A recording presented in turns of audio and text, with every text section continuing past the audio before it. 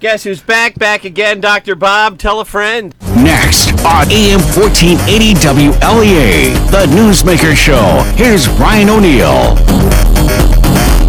So many things to talk about. Well, there's always a little something going on in the world out there, isn't there, Brian? Okay, you say the world. Let's go halfway around the world, talk about Israel, the Netanyahu victory. Well, I think it's another victory for Donald Trump. Trump clearly was a big supporter of Netanyahu and backed him on a number of things, some of which I have some questions about in terms of the West Bank and some of those things. But the real key here with Netanyahu's victory is that we're moving strong leaders into position in the Middle East. And again, that's always been my position. This idea of Arab Spring that has led to the deaths and dislocation of millions of people over there in the Middle East is totally misguided and tragic in many ways. But the solution, I don't know if it's a solution, but the resolution of these situation over there basically is we have to depend on very strong leadership. And so Netanyahu's victory in Israel puts him in a strong position. The Saudis are in a strong position. You got Erdogan in Turkey, who's taken some election defeats here recently, but still a strong leader. So what you're developing there in the Middle East are a number of very strong leaders, and this, I think, really limits Iran and its ability to dominate the area. Additionally, I think, whether you like it or not, Assad, it looks to me as like he's going to come out fairly strong in Syria. So it'll be these leaders basically jostling against each other, and I don't think you're going to have any of the kind of the dysfunction that you've had with this so-called Arab Spring mantra. Now, you know, some of these other areas, Libya is in the verge of civil war again, and Egypt, I think they're going to end up with a strong leader there, although the guy in charge there right now is in trouble. But the point is you're seeing more and more strong governments come into play, and they're not, some of them are sort of pseudo democratic, but there's no real strong democratic governments, but that's the way it has to be. So I think it's a very important development. We started this conversation talking about Bibi Netanyahu. Do you think there's any similarities between Netanyahu and Trump, and that you got government agencies against Netanyahu and a certain amount of media people in Israel don't like him? Well, I don't know that much about Israeli politics. It is true, apparently, that they're investigating, and he may well be indicted. Maybe he already has been indicted for 2 or 3 charges of corruption. But knowing Mr. Netanyahu's political skills, I think he'll probably do all right there. But yeah, no, you can certainly make a comparison between him and Trump. That's for sure. Yeah. Okay, Barr on the Hill, Attorney General Barr testifying. Yes. That's kind of shaking things up, Doc. Yes, it has. And in fact, yesterday, I believe the special counsel people are moving to indict a member of the Obama administration.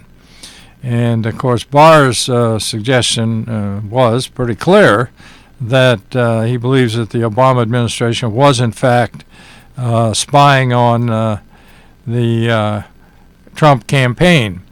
And it's certainly believable. You look at many of the other things that the Obama people did, and one of the really stands out, of course, is the case in the Internal Revenue Service. What was that woman's name? Lois Lerner or something of that sort? Right, IRS, yeah. Yeah, and, I think IRS ended up having to pay a pretty good chunk of money to some of these conservative groups because she was basically targeting them.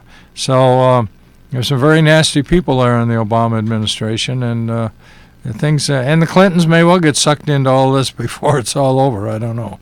At any rate, that would be all I've got to say there. I'm not. Kristen Nielsen is out of Homeland Security. What do you make of that? Yes. Well, I think in that respect, again, you see this sort of solidifying a situation in the Middle East. I think Trump is going to move in this area of immigration policy in a very strong fashion, so that before the next election, he's going to be making, I think, a considerable dent in this wave of people trying to come across the border down in the Southwest, and he wants somebody in there that's really going to, I think, knock some heads together. But tied to this, of course, is the removal of the director of the Secret Service, and I've had some personal relations with a number of Secret Service agents in one way or another, former students and such. And the movement of the Secret Service from the Treasury Department to Homeland Security has not gone well at all. And there are books out there. This fellow Kessler's written a book on the lack of morale in the Secret Service and how, in a rather shoddy way, the Secret Service agents are being treated these days. It's a serious problem, and I know one of my former students just quit the Secret Service and went into one of the state police agencies. It was just they were expecting him to work, 10 or 12 days in a row with maybe a day off, and it's just not a good situation at all. So it definitely needs a change there, and let's hope we can get a change for the better, because those guys are, they are literally putting their lives on the line. Oh, sure. Day in and day out. Can you imagine what it's like to guard President Trump? You think he occasionally gets threats of one sort or another? Yeah, I hear you. So we got to see that they're taken care of. Talking to Dr. Robert A. Heineman, the Alfred University Professor Emeritus of Political Science. I want to talk about Allegheny County Legislative Chairman Kurt Crandall. Oh, yeah. And George Borrello, the Chautauqua County Executive. You filled us in on that, I think, more than anybody anywhere. I see. Happy to do so. Is there a special election date yet? I've been looking for it. I haven't seen it. I see increasingly people are taking the position that there won't be a special election. It looks increasingly like it will go to primary day, June 25th. And, of course, that's what Mr. Crandall has been pushing for all along, the idea of you get 3 or 4 guys in a room and decide for the rest of the voters how who the candidate should be is sort of anathema to him and to me. Let the voters decide, and whoever wins, that's fine. But I have been involved in some aspects of this, and it does appear that Mr. Crandall will be on the ballot.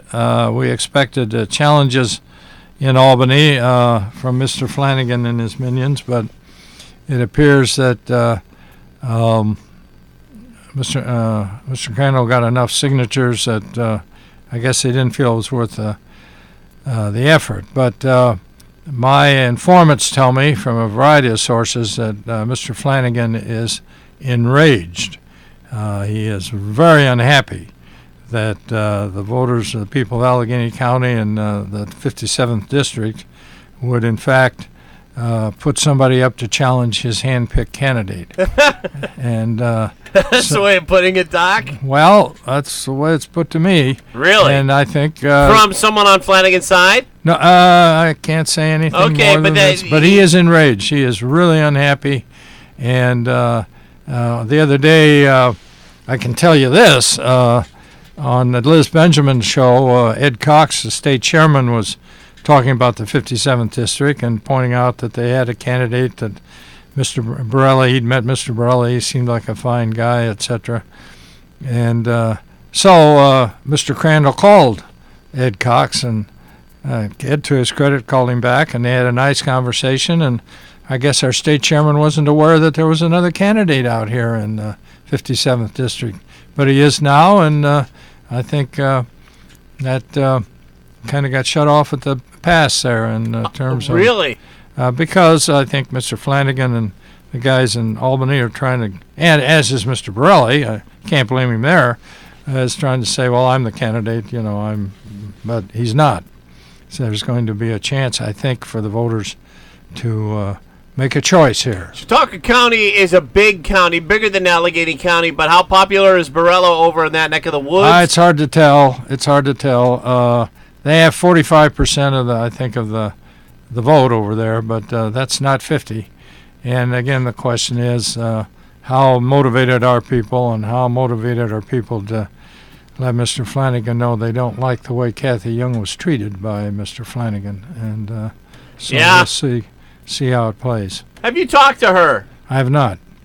It'll be interesting to know what she thinks on this issue. Well, I don't think she's going to be saying much, and I don't blame her. She's moving on to other things here. Sure thing. Dr. Bob, have you been following New York City Mayor Bill de Blasio's moves this week? Well, I've been following him here and there. Couple issues I want to bring up. Well, go right ahead. Okay, de Blasio is getting everybody vaccinated in a lot of Brooklyn. Right. And he's ordered emergency vaccinations for certain area codes in the city of Brooklyn, and says that if you've got a kid up to 6 months old who doesn't get vaccination, he's going to fine the parents $1,000.